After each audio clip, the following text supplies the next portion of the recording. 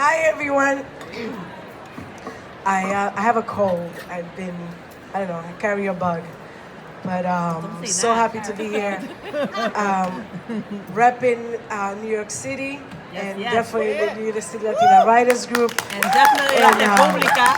I'm losing my voice and with all these badass women and that badass is from the bad in the Bronx and I'll tell you more about that at another time.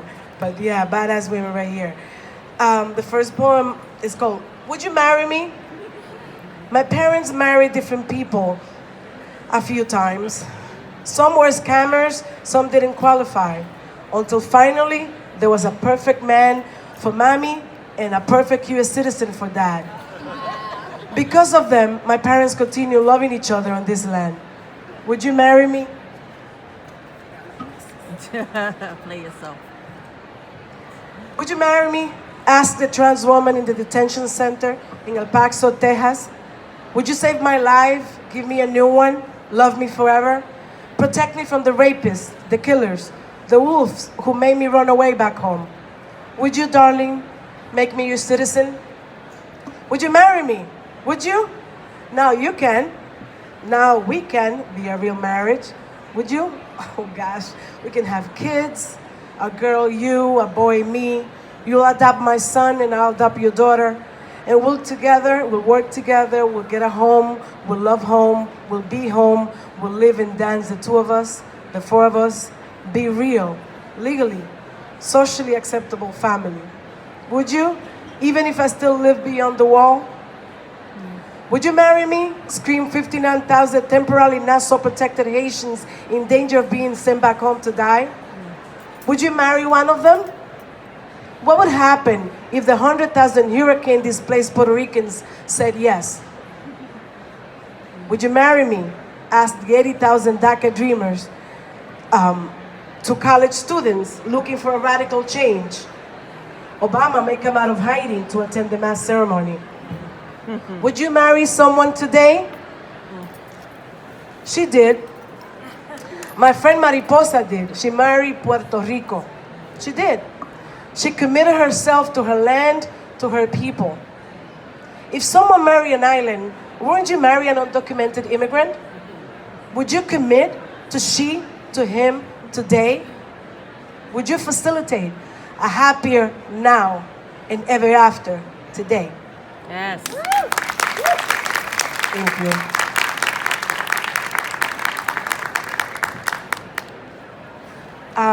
Along the political stuff, because I'm gonna end up with something fun. But this is from, I think that's the old bio, because I'm a Cave Canem alumna, and I'm very proud of that. Yes. And some of the poems that I'm going to read some of the poems that I wrote in the workshop with Anastasia Rene, which hopefully you got a chance to see her.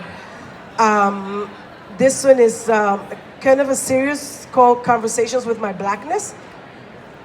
And number one is the silence. It is like nobody knows, but you know, we all do. It's all around us.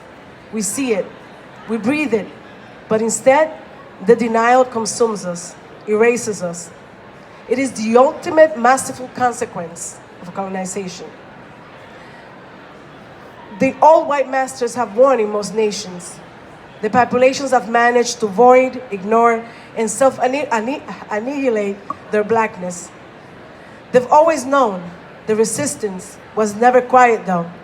Since the first boat, some of us can still hear the echo of their songs in the batallas in Villamella, through palos, gagas, y congos.